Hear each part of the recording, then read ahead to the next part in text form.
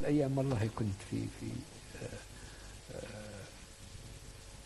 طرندة في وزارة الخارجية هنا، وكان معي 60 مينتس.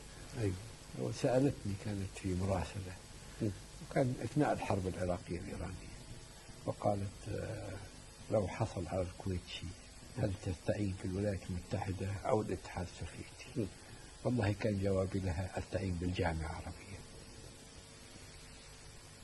ولا أنسى هذا الموضوع، ولسه بقول لك إحساسنا بالعروبة إحساسنا لم يتبدل بغض النظر عن كل اللي حصل. طب سألتك السؤال ده النهارده، وهل نحن في الخارجية الكويتية تستعين بالولايات المتحدة؟ نعم. نعم. تقول نفس الإجابة؟ لا.